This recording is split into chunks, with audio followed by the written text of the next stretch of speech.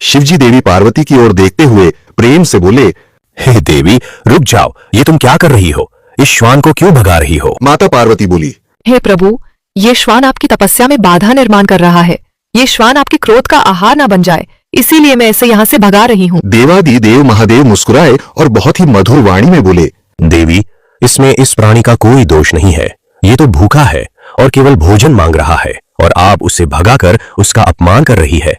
ये श्वान कोई साधारण पशु नहीं है। आप इस श्वान को प्रेम से भोजन प्रदान कीजिए। आप तो साक्षात अन्नपूर्णा है। समस्त संसार के प्राणियों की आप तृप्ति करती है, और एक श्वान को भूखा ही वापस भेज रही है। ये तो अन्याय है देवी जी। भगवान शिव की इन रहस्यों से भरी बातें सुनकर देवी पार्वती अचंभित रह गई।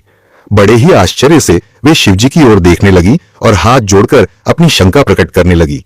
हे प्रभु, आज तो ये बड़ी ही विचित्र घटना घटित हुई है। मैं तो आश्चर्य में पड़ गई हूँ कि क्या कहूँ और क्या नहीं। मेरे मन में शंकाओं के बादल घिर गए हैं। आज का दृश्य देखकर मैं अचंभित हूँ। आपकी ये कैसी लीला है प्रभु? शिवजी मुस्कुराते हुए बोले, देवी, क्या बात है? ऐसी क्या घटना हो गई है कि आप अचंभित हो गई है? मैंने तो केवल इस श्वान को भोजन देने की विनती की है आपसे। कहीं आपको इस बात का बुरा तो नहीं लगा? माता पार्वती शिवजी के चरणों में शीश झुकाते हुए बोली, नहीं नहीं प्रभु, ऐसी बात नहीं है। आपकी आज्ञा का पालन करना तो मेरा सौभाग्य है। मैं इस बात से चिंतित नहीं हूँ कि आप मुझे इस श्वान को भोजन देने की आज्ञा दे रहे हैं। मैं इस बात से चिंतित हूँ कि इस श्वान के लिए आपने अपनी वर्षों की तपस्या छोड़ दी।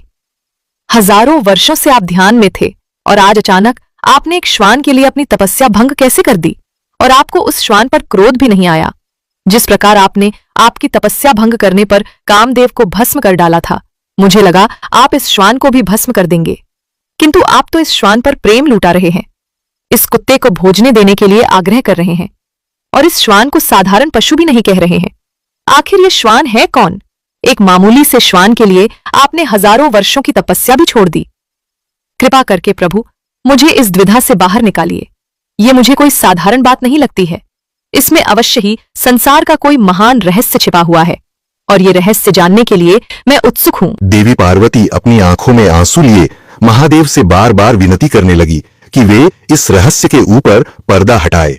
देवी पार्वती की तीव्र उत्सुकता देखकर महादेव प्रसन्न हुए और उन्होंने बड़े ही प्रेम से उत्तर दिया, हे देवी, ठीक है, मैं आपकी इस शंका का निवारण करता हूँ।